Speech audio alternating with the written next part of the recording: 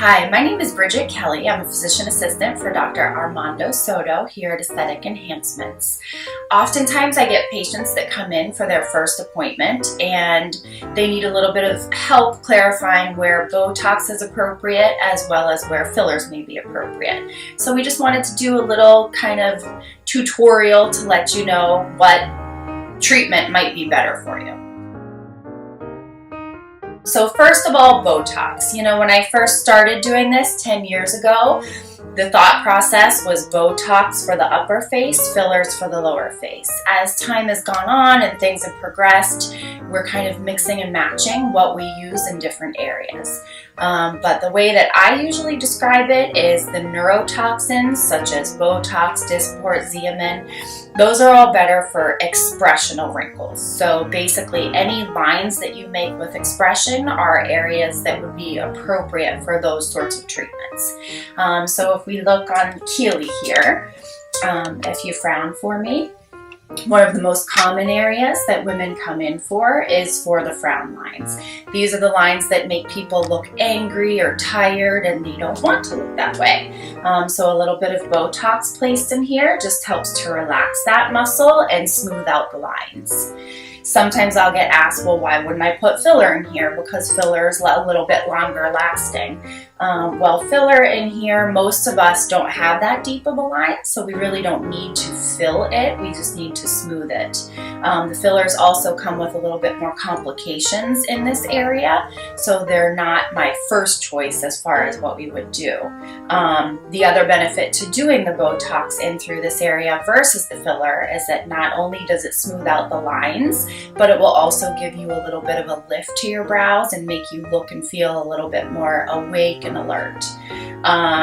The other area that we commonly use Botox is for forehead wrinkles. So if you lift, we put some Botox in through the forehead. A lot of times, we can do this not so that it takes away all of your movement or freezes your face, but just to soften the lines. The third most common areas is around the crow's feet. So basically when you smile, you make those smile lines. I like those better than crow's feet. And a little bit of Botox in here again will help to soften the lines, but not necessarily take away a lot of your expression. In all these areas and with Botox, you can always go on the more conservative end so that you get a very natural appearing, just relaxed and smoother look. Some of the less common areas that we do fill our Botox is for lip lines. So when you pucker, and some people have those lines, relax. A lot of people are bothered by them because they'll come in and say, I've never even smoked a day in my life and I have these lines.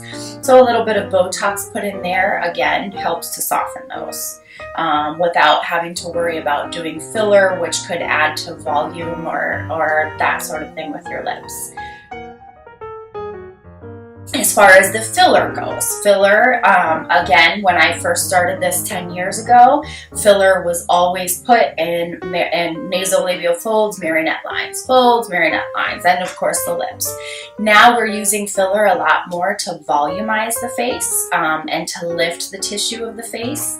So we've realized that a lot of the reason that we start to get these nasolabial folds, which of course Keely doesn't have that badly, is because we start to lose that volume in through our cheek area. So we lose that nice support of that apple of our cheek, and that tissue starts to downwardly displace, and that causes a little bit of a groove for some people in through here, and also heaviness on the nasolabial fold.